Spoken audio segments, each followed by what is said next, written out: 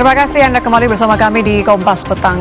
Saudara, polisi menetapkan IS sebagai tersangka kasus pemerkosaan dan pembunuhan gadis penjual gorengan di Kabupaten Padang Pariaman, Provinsi Sumatera Barat. Pelaku merupakan mantan narapidana kasus pencabulan dan narkoba.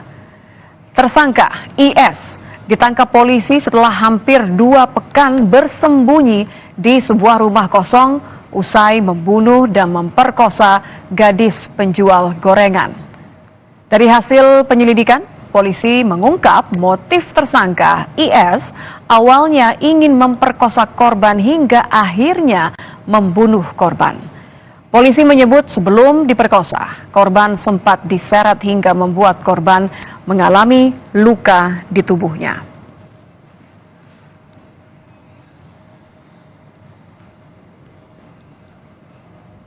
Bukan hanya ingin memperkosa, bahkan tidak ada niat ingin membunuh, tapi akibat dari itu kemudian tersangka melakukan perkosaan dan akhirnya menyeret korban dan luka-luka yang ada di tubuh korban itu juga hanya memang dari seretan itu karena jaraknya cukup jauh dan dia melakukan sendirian, itulah yang berakibat kematian.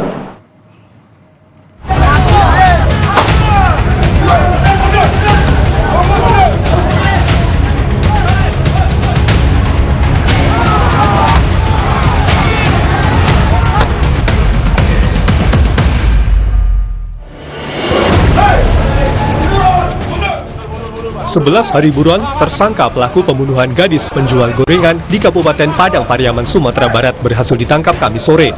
Tersangka pelaku ditangkap berkat laporan warga yang melihat sosok pelaku memasuki sebuah rumah kosong.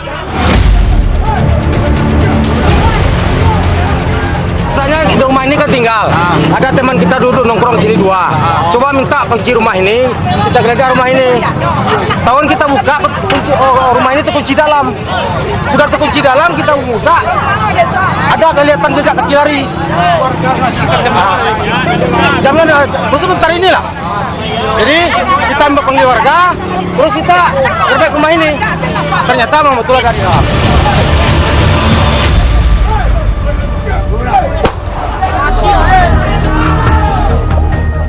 Polisi yang mendapat laporan saat melakukan pengejaran segera mendatangi lokasi persembunyian pelaku. Polisi terpaksa menjebol plafon untuk menangkap tersangka pelaku yang ternyata bersembunyi di atas loteng. Ratusan warga yang mengetahui adanya penangkapan pelaku ikut datang mengepung dari luar rumah kosong dan warga sempat meluapkan emosi terhadap tersangka pelaku.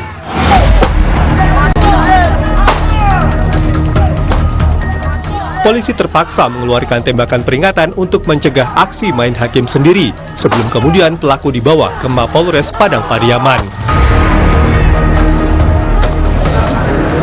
Tepat tadi jam 3 sore, kami berhasil mengamankan dan menangkap tersangka yang sampai saat ini dicari dengan saksi-saksi yang ada. Untuk selanjutnya kami lakukan penyidikan atas keterlibatan dan pasal yang akan kami terapkan nanti. Apa masih ada dugaan pelaku yang lain dan? Kami kembangkan nanti. Hasil lakukan pemeriksaan. Oke, terima kasih ya. Terima kasih dan Tim Polres Padang Pariaman terus mendalami pengakuan tersangka pelaku dan motif perbuatannya, serta mendalami adanya kemungkinan tersangka lain yang berperan membantu pelaku saat buron. Tim Liputan Kompas TV Padang Pariaman, Sumatera Barat.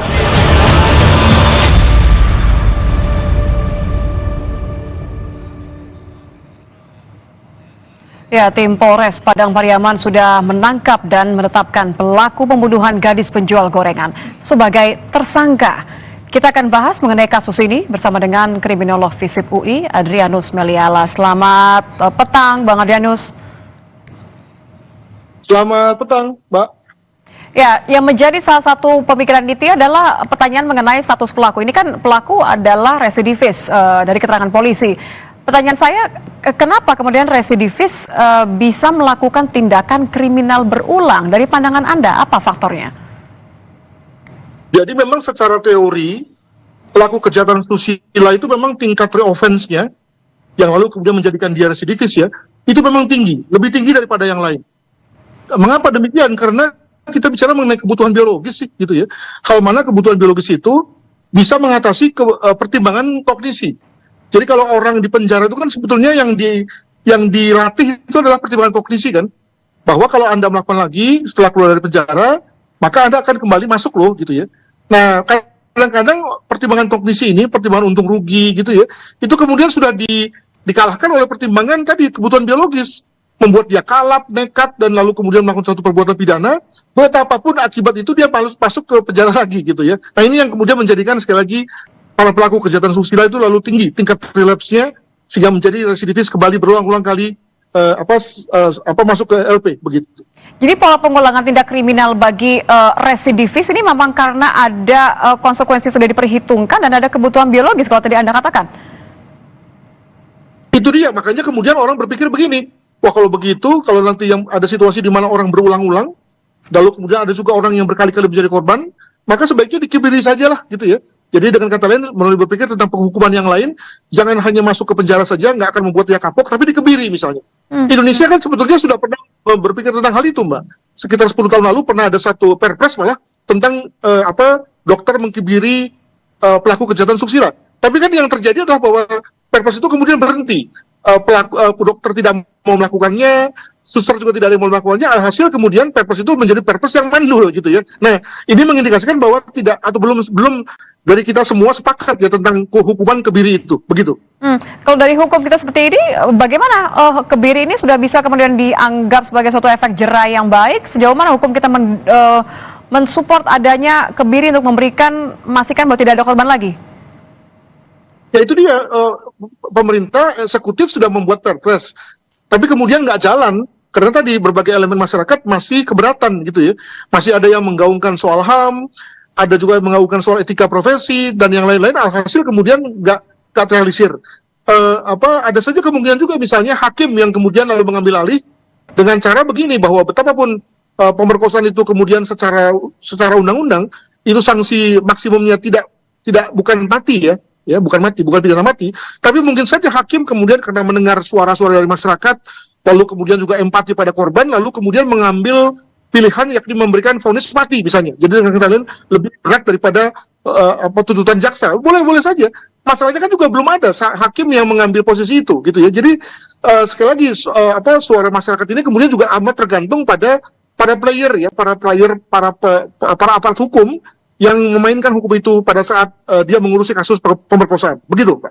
Kembali kasus khusus satu pelaku ini, Bang Andreadius. Kalau Anda lihat, apakah yang dilakukan oleh pelaku ini memiliki pola menargetkan korban secara khusus begitu? Dia kenal, kemudian memang ada dendam pribadi, atau memang polanya nampaknya acak saja?